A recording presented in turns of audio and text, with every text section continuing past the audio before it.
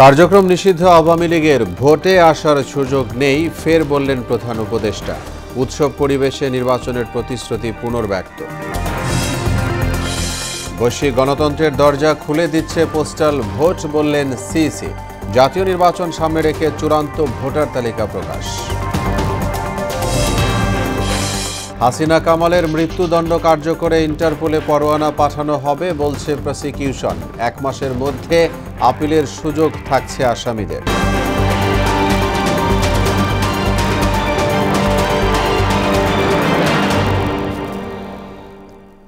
আসসালামু আলাইকুম। আমন্ত্রণ মোহনা সংবাদে। এতক্ষণ শুনছিলেন শিরোনাম। পুরো সংবাদের সঙ্গে আছি Mohammad Waliullah.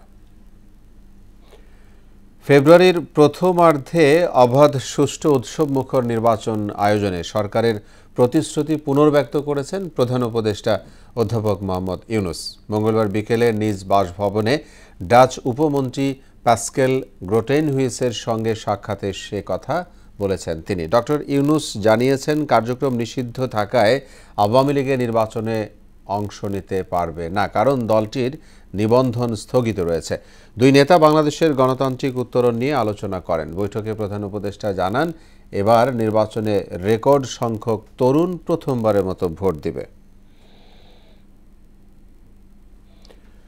Postal vote BD app বৈশ্বিক গণতন্ত্রের দুয়ার উন্মুক্ত করবে বলে জানিয়েছেন প্রধান নির্বাচন কমিশনার এএমএম নাসির উদ্দিন। মঙ্গলবার সন্ধ্যায় নির্বাচন ভবনে এই অ্যাপের উদ্বোধনী অনুষ্ঠানে তিনি বলেন, প্রবাসী ভোটার গণতন্ত্র ও সুশাসনের সেতু বন্ধ তৈরি করবে।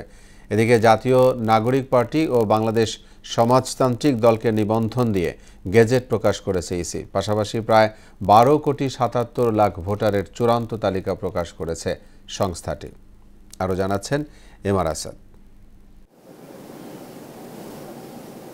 প্রবাসীদের ভোট গ্রহণের জন্য বিশেষ অ্যাপ এনেছে নির্বাচন কমিশন। এই অ্যাপের মাধ্যমে বিদেশে বসেই ভোট দিতে পারবেন প্রবাসীরা। মঙ্গলবার এই অ্যাপের উদ্বোধন করেন প্রধান নির্বাচন কমিশনার। উদ্বোধনী বক্তব্যে সিইসি বলেন, পোস্টাল বিডি অ্যাপের মাধ্যমে বৈশ্বিক গণতন্ত্রের পথে যাত্রা শুরু হলো। ভোট গ্রহণ প্রক্রিয়ায় ডিজিটাল প্রযুক্তির ব্যবহার নিশ্চিত করছি। অন্যদিকে অংশগ্রহণমূলক ও অন্তর্ভুক্তমূলক গণতন্ত্র প্রতিষ্ঠার পথে আরেক ধাপ এগিয়ে যাচ্ছে। এদিন বিকেলে এক ব্রিফিংয়ে ইসি সিনিয়র সচিব জানান, ত্রয়োদশ জাতীয় নির্বাচনের চূড়ান্ত ভোটার তালিকা। জানান, 2টি নতুন রাজনৈতিক দল নিবন্ধন পেয়েছে। রাজনৈতিক দলের গেজেট প্রকাশিত কবে হবে? আমি বলেছি গেজেট প্রকাশিত হয়েছে। তার মানে কি, যখন যে তথ্যটা বা তত্ত্বটা আমার কাছে নিশ্চিত, সেটাই আমি বলার পক্ষপাতী। গণভোটের বিষয়ে এখনো কোনো নির্দেশনা নির্বাচন কমিশনকে দেওয়া হয়নি বলেও জানান ইসি সচিব। এমআর আসাদ, মোহনা সংবাদ, ঢাকা। জাতীয় সংসদ নির্বাচনকে সামনে রেখে 40,000 বডি ক্যামেরা কেনার কথা থাকলেও সংখ্যা কিছুটা কমছে বলে জানালেন অর্থ উপদেষ্টা সালেউদ্দিন আহমেদ। তিনি জানান, আনসার বাহিনীর জন্য সাশ্রয়ী দামে 17,000 শটগান কেনা হয়েছে। মঙ্গলবার দুপুরে সচিবালয়ে অর্থ ও ক্রয় সংক্রান্ত উপদেষ্টা কমিটির বৈঠক শেষে এসব কথা বলেছেন অর্থ উপদেষ্টা। রমজানে পণ্যের দাম সহনীয় রাখতে প্রয়োজনীয় পদক্ষেপ নেওয়া হচ্ছে বলেও জানান তিনি। রিপোর্ট করছেন শামীমুজ্জামান চৌধুরী। তফসিল ঘোষণা না হলেও সরকারের বক্তব্য অনুযায়ী আগামী ফেব্রুয়ারিতে নির্বাচনের প্রস্তুতি চলছে। নির্বাচনে নজরদারি বাড়াতে পুলিশের জন্য 40,000 বডি ক্যামেরা কেনার সিদ্ধান্ত নিয়েছিল সরকার।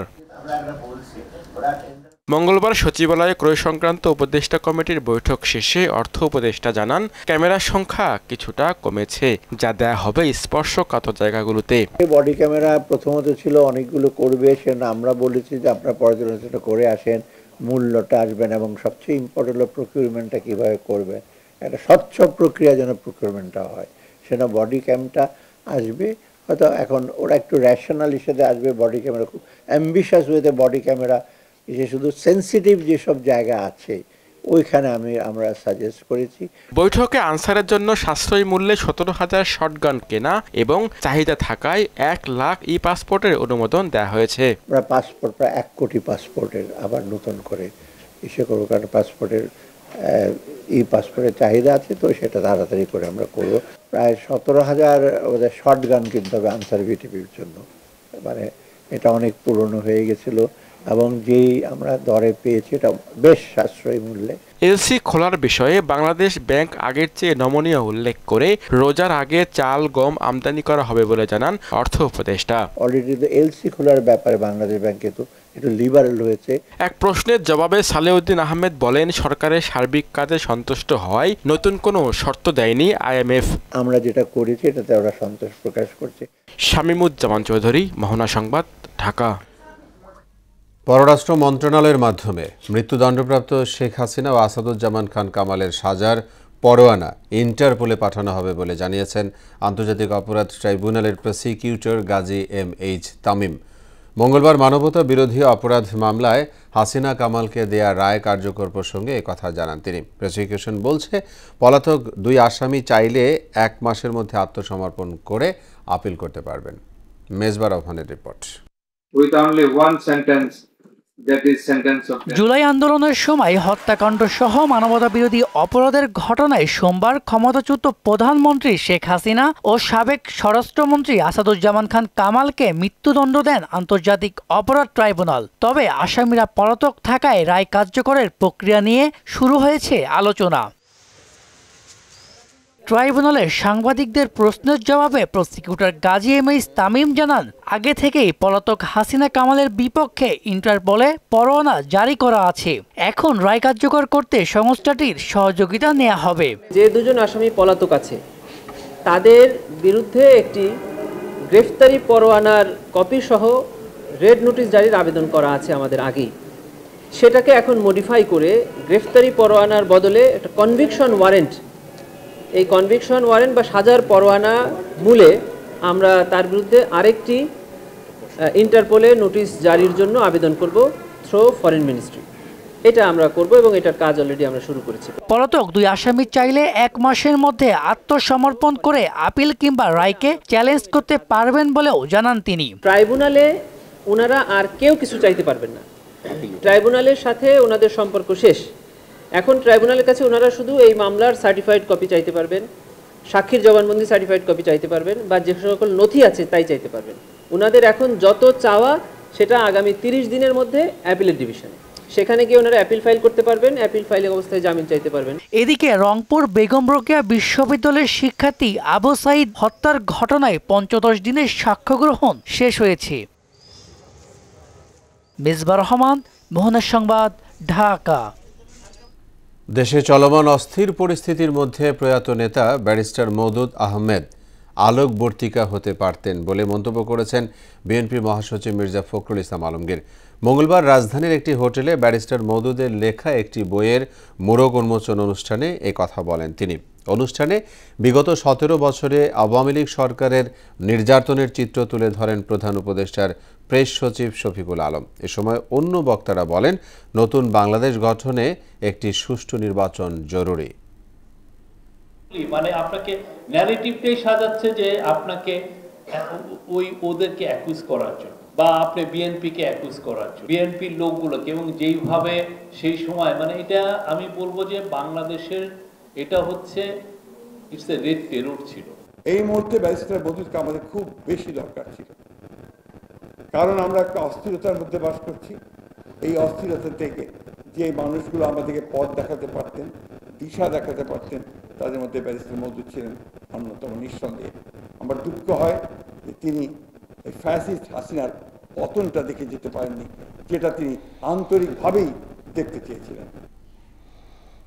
বিএনপির ভারপ্রাপ্ত চেয়ারম্যান তারেক রহমানের জন্মদিন ঘিরে বড় অনুষ্ঠান না করার সিদ্ধান্ত হয়েছে বলে জানালেন দলটির সিনিয়র যুগ্ম মহাসচিব রুহুল কবির রিজভী। মঙ্গলবার দুপুরে বগুড়ায় আমরা বিএনপি পরিবারের উদ্যোগে ফ্রি মেডিকেল ক্যাম্প ও অসহায় প্রতিবন্ধীদের হুইল চেয়ার বিতরণ অনুষ্ঠানে তিনি এই কথা বলেছেন। তারেক রহমান মানবতার দূত হয়ে মানুষের কল্যাণে কাজ করে চলছেন বলেও মন্তব্য করেন রুহুল কবির রিজভী। সংগঠনের যিনি প্রধান পৃষ্ঠপোষক বিএনপির ভারপ্রাপ্ত চেয়ারম্যান তারেক রহমান, তিনি এর পৃষ্ঠপোষকতা দান করেন এবং তার যে মানবতার প্রতি আকুলতা, এটা অভিভূত করেছে।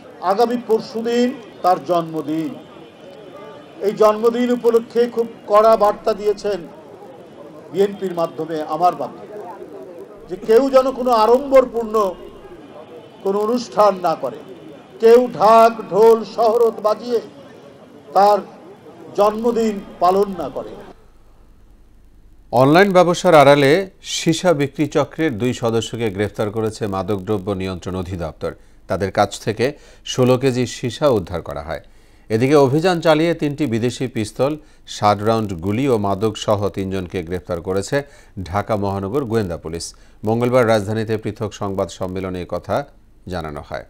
বিস্তারিত জানাচ্ছেন নাহিদ সিরাজে নিম্মি। দীর্ঘদিন ধরে অনলাইনে সীসা বিক্রি করে আসছিল একটি চক্র। গেল 16 নভেম্বর ক্রেতার ছদ্মবেশে সীসা কিনতে গিয়ে ডেলিভারি ম্যানকে গ্রেপ্তার করে মাদকের টিম। পরে তাকে জিজ্ঞাসাবাদের মধ্য দিয়েই সামনে আসে পুরো চক্র ও তাদের কার্যক্রম। মঙ্গলবার দুপুরে মাদকদ্রব্য নিয়ন্ত্রণ অধিদপ্তরের প্রধান কার্যালয়ে এক সংবাদ সম্মেলনে মহাপরিচালক মোহাম্মদ হাসান মারুফ এ তথ্য দেন। এ সময় বিগত সরকার আমলের তুলনায় মাদক অনেকটা নিয়ন্ত্রণে রয়েছে বলেও দাবি করেন তিনি। ব্যাপক জিজ্ঞাসাবাদে মিস্টার স্বামী জানান যে তিনি রাজধানীর বিভিন্ন এলাকায় অনলাইনে অর্ডার নিয়ে সেই অনুযায়ী সীসা সরবরাহের সঙ্গে যুক্ত এবং তিনি শুধু একজন ডেলিভারি ম্যান, কিন্তু তারও মূল ব্যবসায়ী রয়েছেন। এটির পিছনে একাধিক ব্যক্তি কাজ করে। সে আরো স্বীকার করে যে এই চক্রের মূল নিয়ন্ত্রক হল জনৈক জনাব আব্দুল আলিম ওয়াসিফ, বয়স হচ্ছে 28 বছর। সন্দেহজনক কার্যকলাপ যখন শনাক্ত হয়, তারা নিশ্চিত হন যে দোকানের মালিক আব্দুল আলিম ওয়াসিফ এটার সঙ্গে যুক্ত, তাকে আটক করা হয়। এদিকে সকালে ডিএমপি কার্যালয়ে আয়োজিত সংবাদ সম্মেলনে তুলে ধরা হয় 3টি বিদেশি পিস্তল, 60 রাউন্ড গুলি ও মাদক সহ 3 জনকে গ্রেপ্তারের তথ্য। বিভিন্ন ধরনের কাজের পাশাপাশি ডিবি জানায়, কদমতলী থানার শ্যামপুর এলাকায় ভাঙারি বাড়ির দক্ষিণ পাশে মাদকের সিন্ডিকেট গড়ে তোলা এই চক্রটির খবর পেয়েই গোয়েন্দা তৎপরতা বাড়ায় ডিবি। অভিযান চালিয়ে গ্রেফতার করে মাদক চক্রের মূল 3 হোতাকে। আমরা গতকাল উক্ত এলাকায় অভিযান পরিচালনা করি। আমার এডিসি এবং এসির নেতৃত্বে যৌথ 2টি দল যৌথভাবে অভিযান পরিচালনা করে। সেই স্থল থেকে আমরা জাহাঙ্গীর আলম টিটু, আব্দুর রাজ্জাক শানু এবং মামুন নামে 3 জন মাদক কারবারি এবং সন্ত্রাসীকে 3টি অস্ত্র সহ বিদেশি পিস্তল সহ আমরা গ্রেপ্তার করতে সক্ষম হই। নির্বাচন সামনে রেখে এই অস্ত্রগুলো ভাড়া দেওয়া হয় কিনা ডিবি তা খতিয়ে দেখছে বলেও সংবাদ সম্মেলনে জানানো হয়। নাহিদ সিরাজি নিম্মি, মোহনা সংবাদ, ঢাকা। 2 দফা সময় বাড়িয়েও 4 বছরেও শেষ হয়নি নওগাঁর মহাদেবপুরের শিবগঞ্জ ঘাটের সেতু নির্মাণের কাজ। আত্রাই নদীর উপর এই সেতুটি নির্মাণে ধীরগতির কারণে চরম ভোগান্তিতে 2 পারের লাখো মানুষ। ডিসেম্বরের মধ্যে কাজ শেষ করতে ঠিকাদারি প্রতিষ্ঠানকে নির্দেশ দেওয়া হয়েছে বলে জানালেন কর্তৃপক্ষ। হাবিবুর রহমানের প্রতিবেদন, জানাচ্ছেন মাহমুদা আক্তার। নওগাঁর মহাদেবপুরের শিবগঞ্জ ঘাটের সেতু নির্মাণের কাজ শুরু হয় 2022 সালে। এরপর 2 দফা সময় বাড়িয়ে প্রায় 4 বছরে কাজের অগ্রগতি হয়েছে মাত্র 80%। স্থানীয় সরকারের আওতায় সেতুটির নির্মাণ কাজ চলছে কচ্ছপ গতিতে। তাতে ব্যাহত হচ্ছে যাতায়াত, কৃষিপণ্য পরিবহন ও জরুরি চিকিৎসা সেবা। ভোগান্তিতে আছে এই অঞ্চলের কয়েক লাখ মানুষ। দ্রুত সেতুটির নির্মাণ কাজ শেষ করে জনসাধারণের জন্য উন্মুক্ত করে দেওয়ার দাবি কয়েক গ্রামের বাসিন্দাদের। দীর্ঘদিন ধরে কাজ হচ্ছে, আমরা চাই অতি তাড়াতাড়ি কাজটা শেষ করুক। এখানে কিছু স্টুডেন্ট ছাত্র আছে, তারা ওই পার স্কুলে যায়, তাদের জন্য সুবিধা। ব্রিজের কাজটা যদি তাড়াতাড়ি সময়ের মধ্যে শেষ হয় তাহলে আমাদের জনসাধারণের খুব সুবিধা হবে। আবেদন করতেছি ব্রিজটা যেন অতি তাড়াতাড়ি ভাবে করে আমাদের সুবিধা হবে, স্কুলে যাওয়া আসা করতে হবে। ঠিকাদার প্রতিষ্ঠানের স্বত্বাধিকারী বলেন, খুব শীঘ্রই সেতুর কাজ শেষ করা হবে। প্রায় 90% কাজ হয়ে গেছে, শুধু 2-3 মাসের অ্যাপ্রোচের কাজ বাকি আছে। ইনশাআল্লাহ আমরা ডিসেম্বরের মাঝামাঝি কাজ আমরা ব্রিজ ছেড়ে দেব। চুক্তির শর্ত অনুযায়ী ঠিকাদারি প্রতিষ্ঠানকে নির্দেশ দেওয়া হয়েছে, তাতে ডিসেম্বরের মধ্যে কাজ সম্পন্ন করার কথা জানালেন উপজেলা এলজিডি কর্মকর্তা। কাজের অগ্রগতি প্রায় 85%। আমাদের অ্যাপ্রোচ দুই পাশে আছে, কিছু অ্যাপ্রোচের জটিলতা আছে জমির ধরনের। আমাদের সময় এখন আমাদের 30 ডিসেম্বর পর্যন্ত সময় বর্তন করা আছে। সেতুটির নির্মাণ প্রায় শেষের দিকে। সেতুর কাজ শেষ হলে নদীর 2 পাশের হাজারো মানুষের দুর্ভোগ লাঘব হবে বলে জানান জেলার এলজিডি নির্বাহী প্রকৌশলী। হাজার হাজার মানুষ তাদের দৈনন্দিন প্রয়োজনীয় এবার যাতায়াত করতে পারবে। পাশাপাশি স্কুল কলেজের ছেলেমেয়েরা দ্রুত তাদের শিক্ষা প্রতিষ্ঠানে যাতায়াত করতে পারবে এবং ওই এলাকার উৎপাদিত কৃষি পণ্যগুলো সহজে নিকটবর্তী বাজারে নিয়ে গিয়ে কৃষকরা তাদের ন্যায্য মূল্য প্রাপ্তি নিশ্চিত করতে পারে। 81.315 মিটার সেতুটির নির্মাণে ব্যয় নির্ধারণ করা হয়েছে 30,59,00,000 টাকা। মাহমুদা আক্তার, মোহনা সংবাদ। পতাকা বৈঠকের মাধ্যমে মেহেরপুরের গাংনীর কাথুলি সীমান্ত দিয়ে 24 জনকে বিজিবির কাছে হস্তান্তর করেছে ভারতীয় সীমান্তরক্ষী বাহিনী বিএসএফ। মঙ্গলবার বিকেলে উপজেলার কাথুলি সীমান্তের আন্তর্জাতিক মেইন পিলার হতে ভারতের অভ্যন্তরে তেইরপুর নামক স্থানে 24 জনকে হস্তান্তর করা হয়। তাদের বাড়ি বাংলাদেশের বিভিন্ন জেলায়। বিভিন্ন সীমান্ত দিয়ে দালালের মাধ্যমে ভারতে অবৈধ অনুপ্রবেশ করে শ্রমিকের কাজ করে জীবিকা নির্বাহ করত তারা। গাংনীর কাথুলি বিজিবির সদস্যরা 24 জনকে গাংনী থানায় হস্তান্তর করেছে এবং আইনি প্রক্রিয়া শেষে হস্তান্তর হওয়া ব্যক্তিদের তাদের পরিবারের হাতে তুলে দেওয়া হবে। রাজধানীর পল্লবীতে যুবদলের সদস্য সচিব গোলাম কিবরিয়া হত্যাকাণ্ডে জড়িতদের দ্রুত গ্রেফতার এবং সর্বোচ্চ শাস্তি দাবি করেছেন স্বজনরা। এ ঘটনা উদ্ঘাটনে আইনশৃঙ্খলা বাহিনী তৎপর রয়েছে বলে জানিয়েছে পুলিশ। সোমবার রাজধানীর মিরপুরে একটি দোকানে ঢুকে কিবরিয়াকে গুলি করে হত্যা করে দুর্বৃত্তরা। মফিউর রহমানের রিপোর্ট। সিসিটিভি ফুটেজে দেখা যায় সোমবার সন্ধ্যায় কয়েকজন দুর্বৃত্ত একটি দোকানে ঢুকে গোলাম কিবরিয়াকে কয়েক সেকেন্ডে বেশ কয়েক রাউন্ড গুলি করে পালিয়ে যায়। ঘটনাস্থলে লুটিয়ে পড়েন কিবরিয়া। মঙ্গলবার দিনের বেলায় স্থানটি পরিদর্শনে গিয়ে দেখা যায় এটি পল্লবী সি ব্লকের একটি হার্ডওয়্যার দোকান। সেখানে তখনও জটলা করে আছে মানুষ। তারা এটিকে রাজনৈতিক হত্যাকাণ্ড বলে সন্দেহ করছে, দাবি করছে সুষ্ঠু বিচারের। যেহেতু উনি যুবদলের সাথে রাজনীতির সাথে সংযুক্ত, এটা হতেও পারে। তদন্ত করে শাস্তি হোক এবং এলাকার মানুষ শান্তিতে বসবাস করতে পারে। পুলিশ বলছে এই ঘটনায় এরই মধ্যে একজনকে গ্রেপ্তার করা হয়েছে। বাকি আসামিদের ধরতে আইনশৃঙ্খলা বাহিনী তৎপর রয়েছে। সন্ধ্যা আনুমানিক 7:30 ঘটিকার সময় রাজধানীর পল্লবীতে একজন যুবককে প্রকাশ্যে গুলি করে হত্যার বিষয়টা দেখেছি আমরা, ইতিমধ্যে আপনারাও জেনেছেন। এই বিষয়ে পুলিশ তৎপর রয়েছে। ইতিমধ্যে এই ঘটনার সাথে সংশ্লিষ্টতার অভিযোগে একজনকে আটক করা হয়েছে। আমরা তাকে জিজ্ঞাসাবাদ করছি। এছাড়া অন্যান্য যারা এই ঘটনার সাথে সংশ্লিষ্ট পলাতক তাদেরকে গ্রেফতারের জন্য পুলিশের অভিযান অব্যাহত রয়েছে। ময়নাতদন্ত শেষে দুপুরে কিবরিয়া লাশ নিয়ে আসা হয় পল্লবীর বাসায়। এই সময় তৈরি হয় আবেগঘন পরিবেশ। তাকে শেষবারের মতো দেখতে ভিড় করেন দীর্ঘদিনের রাজনৈতিক সহকর্মী, বন্ধু, আত্মীয়স্বজন সহ অনেকে। স্বজনদের সান্ত্বনা দিতে অনেকেই তার বাসায় ছুটে যান। কিবরিয়ার সাথে কারো শত্রুতা ছিল না জানিয়ে দোষীদের সর্বোচ্চ শাস্তি দাবি করেন নিহতের ভাই। উনি বলতে আমার সবাই তো আমার নিজের মানুষ, সবাই আমার আপন। উনি খোলামেলা ওখানে সবসময় দোকানে বসতো, সব প্রতিদিন যেত, সপ্তাহে একদিন হলো 2 দিন হলো দোকানে যেয়ে বসতো।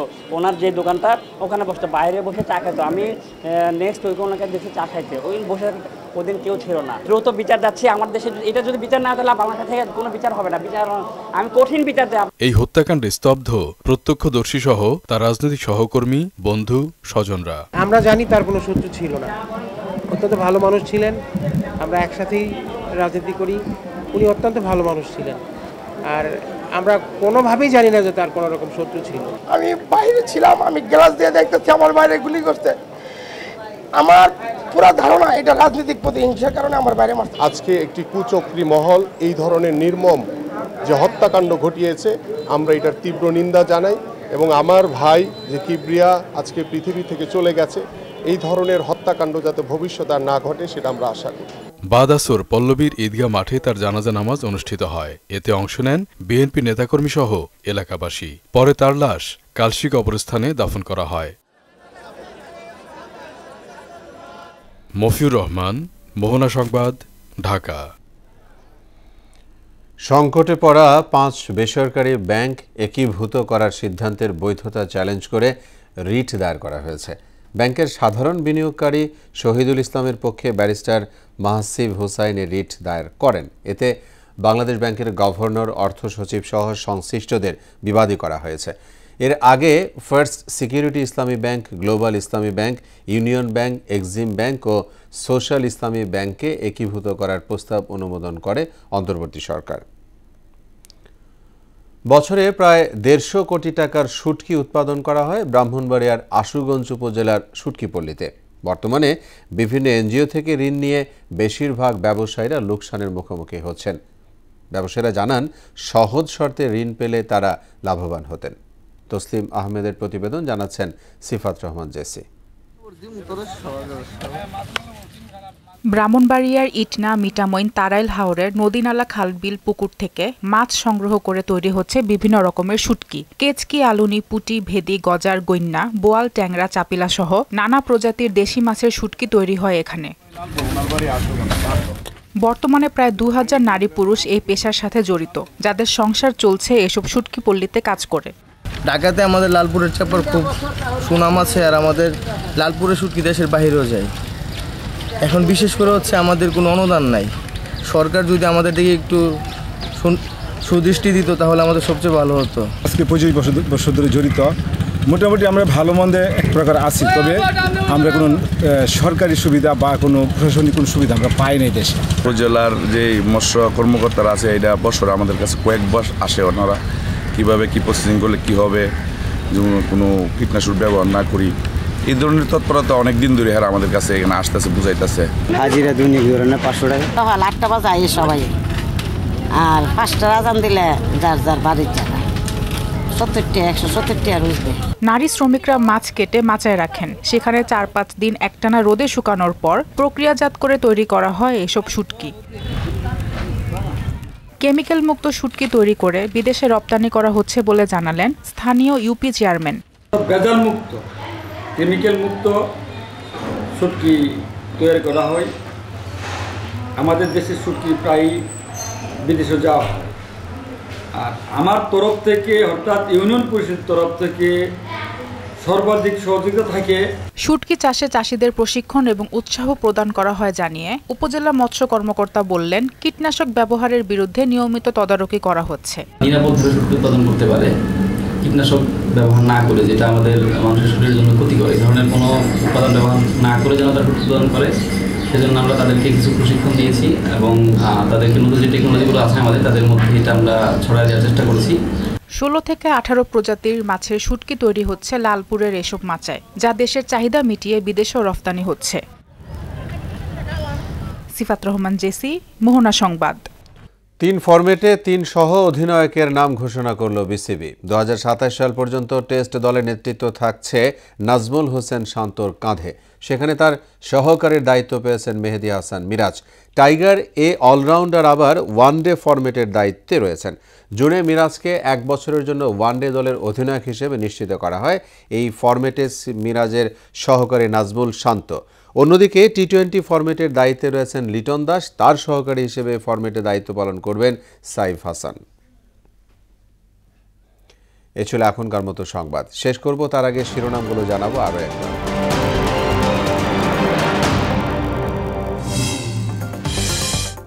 কার্যক্রম নিষিদ্ধ আওয়ামী লীগের ভোটে আসার সুযোগ নেই, ফের বললেন প্রধান উপদেষ্টা। উৎসব পরিবেশে নির্বাচনের প্রতিশ্রুতি পুনর্ব্যক্ত। বৈশ্বিক গণতন্ত্রের দরজা খুলে দিচ্ছে পোস্টাল ভোট, বললেন সিইসি। জাতীয় নির্বাচন সামনে রেখে চূড়ান্ত ভোটার তালিকা প্রকাশ। হাসিনা কামালের মৃত্যুদণ্ড কার্যকরে ইন্টারপোলে পরোয়ানা পাঠানো হবে, বলছে প্রসিকিউশন। 1 মাসের মধ্যে আপিলের সুযোগ থাকছে আসামিদের। সবাইকে আবারও শুভেচ্ছা। মোহনার সবশেষ খবর জানতে ভিজিট করুন www.mohana.tv।